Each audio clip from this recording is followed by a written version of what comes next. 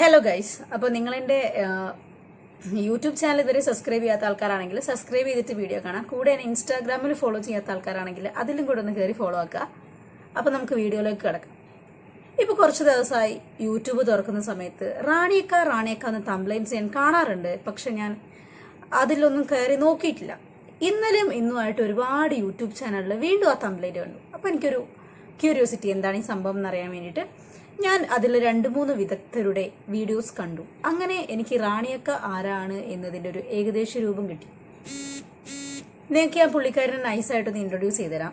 റാണിയക്ക എന്ന് പറയുന്ന പുള്ളിക്കാരി ഒരു സാധാരണ കുടുംബത്തിൽ ജനിച്ച് അവിടെ വളർന്ന് മാരേജൊക്കെ കഴിഞ്ഞ് ഒരു മകളുണ്ട്. ഒരു പലചരക്ക് കടയിൽ സാധനങ്ങൾ എടുത്തു കൊടുക്കാൻ നിൽക്കുന്ന ഒരു പാവം പിടിച്ച സ്ത്രീയാണ്.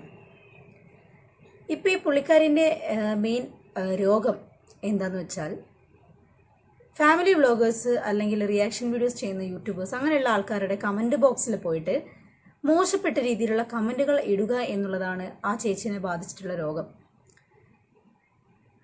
അപ്പം കൂടുതലായിട്ട് അവരെക്കുറിച്ച് പഠിച്ച എനിക്ക് മനസ്സിലായത്, അവർ നമ്മളെ മണിച്ചിത്രത്താഴിലെ ശോഭനേനെ ബാധിച്ച ഒരു അസുഖം പുള്ളിക്കാരിനെയും ബാധിച്ചിട്ടുണ്ട്.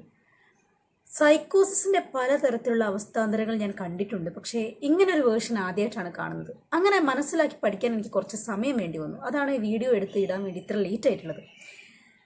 അപ്പം നമ്മുടെ റാണിയക്കയ്ക്ക് ദീപ്തി എന്ന് പറയുന്ന ഒരു പുള്ളിക്കാരി, ഒരു യൂട്യൂബ് ബ്ലോഗർ, കഴിഞ്ഞ ജന്മത്തിൽ റാണിയക്കയുമായി വളരെ അടുത്ത് ബന്ധപ്പെട്ടൊരു ആളാണെന്നാണ് ഞാൻ മനസ്സിലാക്കുന്നത്. അതുകൊണ്ടാണ് ദീപ്തിയെ വല്ലാതെ ടാർഗറ്റ് ചെയ്യുന്നത്. ദീപ്തി എന്ന് പറയുന്ന ഒരു ഫാമിലി വ്ളോഗറാണ്. ഒരുപാട് യൂട്യൂബ് വീഡിയോസ് ഒക്കെ ചെയ്യുന്നുണ്ട്. അത്യാവശ്യത്തിന് നല്ലൊരു ബാക്ക്ഗ്രൗണ്ടുള്ള കുട്ടിയാണ്. ആരും അങ്ങനെ മോശമൊന്നും പറയില്ല. ഇപ്പം അടുത്ത് കല്യാണം കഴിഞ്ഞു. കല്യാണം കുളമാക്കാനും റാണിയക്ക ശ്രമിച്ചിട്ടുണ്ട്. ഈ യൂട്യൂബേഴ്സും റാണിയക്കേനെ വിരോധം പറയുന്ന ആളുകളും ഒന്ന് ആലോചിക്കണം. പുള്ളിക്കാരി നോർമൽ അല്ല എന്ന് നിങ്ങൾ മനസ്സിലാക്കണം. ഞാൻ മനസ്സിലാക്കിയെടുത്തോളം ശോഭനയിൽ നിന്നും ഇപ്പം അസുഖം മാറി റാണിയക്കയിലാണ് അത് ഉള്ളത്. അതാണ് ഇങ്ങനെ പരസ്പര ബന്ധമില്ലാതെ ദീപ്തിയെ മാത്രം ടാർഗറ്റ് ചെയ്ത് കഴിഞ്ഞ ജന്മത്തിലെ തൻ്റെ ശത്രു എന്ന പോണം ദീപ്തിൻ്റെ പുറകെ നടക്കുന്നത്. നമുക്കതിനെ പറ്റിയ നല്ല ചികിത്സകൾ എവിടെയെങ്കിലുമൊക്കെ ഉണ്ടെങ്കിൽ, നല്ല ഡോക്ടേഴ്സ് ആരെങ്കിലും ഉണ്ടെങ്കിൽ കൺസൾട്ട് ചെയ്യാൻ വേണ്ടിയിട്ട് ശുപാർശ ചെയ്യാമെന്നാണ് ഞാൻ മനസ്സിലാക്കുന്നത്. കാരണം 1-2 അല്ല, ഒരുപാട് ആളുകൾക്ക് നേരെയായി ആ സ്ത്രീ, അതായത് ഇപ്പം ദീപ്തിനെ ടാർഗറ്റ് ചെയ്യാൻ സമ്മതിക്കാത്ത വിധത്തിൽ പ്രതിരോധം സൃഷ്ടിക്കുന്ന മറ്റാളുകളെ കൂടെ ടാർഗറ്റ് ചെയ്യുന്ന രീതിയിലാണ് നമ്മുടെ റാണിയക്കയുടെ പ്രവർത്തനങ്ങൾ പോകുന്നത്. ഏതോ ഒരു യൂട്യൂബർ പറഞ്ഞ് ഞാൻ കേട്ടിട്ടുണ്ട്. എന്താന്ന് വെച്ചാൽ, ഈ റാണിയക്ക എന്ന് പറയുന്ന പെൺപിള്ള പാവം ഒരു കുടുംബം റൺ ചെയ്യാൻ വേണ്ടിയിട്ട് അത്രയും സഫർ ചെയ്ത് ജീവിക്കുന്ന ആ ഒരു പുള്ളിക്കാരി, അദ്ദേഹത്തിൻ്റെ വർക്ക്, സ്ട്രെസ്സ്, വീട്ടിലെ കാര്യങ്ങൾ, ഇതൊക്കെ റിലാക്സ് ചെയ്യുന്നത് ഇങ്ങനത്തെ കമൻറ്റുകൾ കാര്യങ്ങളൊക്കെ വേറൊരാളുടെ യൂട്യൂബിൻ്റെ കമൻറ്റ് ബോക്സ് ചെന്നിട്ടിട്ടാണ് എന്ന് ഏതോ ഒരു യൂട്യൂബർ പറഞ്ഞ് ഞാൻ കേട്ടിട്ടുണ്ട്. പക്ഷെ പേര് ഞാൻ മറന്നുപോയി. ഞാനിപ്പോൾ റീസെൻ്റായിട്ട് കണ്ട വീഡിയോ ആണ്. ഒരുപാട് പേരത് കണ്ടതുകൊണ്ട് ആ പുള്ളിക്കാരൻ്റെ പേര് ഓർത്ത് വെക്കാൻ ഞാൻ ശ്രമിച്ചില്ല. അപ്പോൾ ആ ഒരു യൂട്യൂബർ ഇപ്പോൾ പറഞ്ഞ് കേട്ടു. സത്യത്തിൽ റാണിക്കയ്ക്ക് പറ്റിയ മരുന്ന് എന്താന്ന് വെച്ചാൽ, നേരിട്ട് കാണുന്ന സമയത്ത് ഇങ്ങനെ ചേർത്ത് നിർത്തിയിട്ട് ഈ കൈപ്പാങ്ങിന് ഒരൊറ്റ ഒന്ന് കൊടുക്കുക എന്നുള്ളതാണ് ബെസ്റ്റ് മരുന്ന്. പക്ഷേ നമ്മൾ അങ്ങനെ ചെയ്യാൻ പറ്റില്ല. സ്ത്രീകൾക്ക് നേരെയുള്ള അതിക്രമം വളരെ തെറ്റാണ്. പുള്ളിക്കാരിനെ നമ്മൾ സ്ത്രീയായിട്ട് കണക്കാക്കണ്ട. അങ്ങനെ പറഞ്ഞുകൂടാ. പുള്ളിക്കാരിനെ എന്തായിട്ട് കണക്കാക്കാമെന്ന് തീരുമാനിക്കാനായിട്ടില്ല. അതാണ് ഇപ്പോഴത്തെ അവസ്ഥ.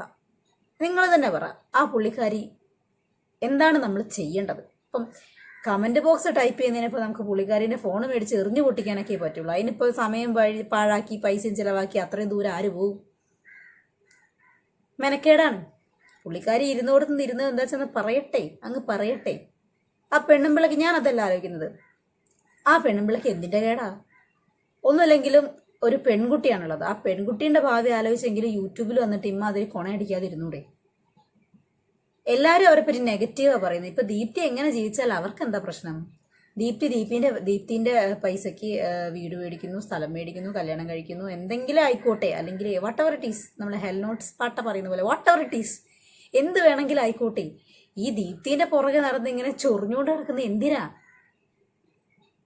അതാ ഞാൻ പറഞ്ഞത്, പുള്ളിക്കാരിക്ക് മറ്റേ ശോഭനേനെ ബാധിച്ച ഏതോ ഒരു സൂക്കേട് ഉണ്ട്. അതുകൊണ്ടാണ് ഇങ്ങനത്തെ കളി കളിക്കുന്നത്.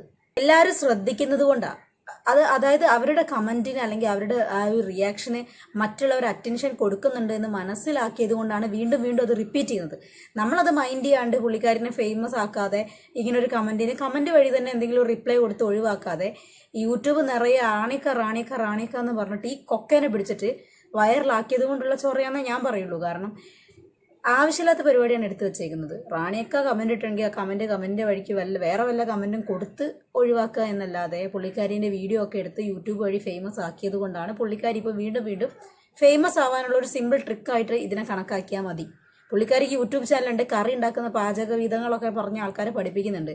ഇനി തെറി പറയുന്ന വിധങ്ങളും കൂടെ പഠിപ്പിക്കാൻ വേണ്ടിയിട്ട് അവർക്ക് കൂടുതൽ വളം വെച്ച് കൊടുക്കാതിരിക്കുക എന്ന് എനിക്ക് പറയാനുള്ളൂ. എന്തായാലും റാണി കൊക്കയ്ക്കുള്ള മരുന്ന് വഴിയെ തന്നെ കിട്ടട്ടെ എന്ന് ആശംസിച്ചുകൊണ്ട് മനോരോഗിക്ക് ഗുഡ് ബൈ പറയുന്നു.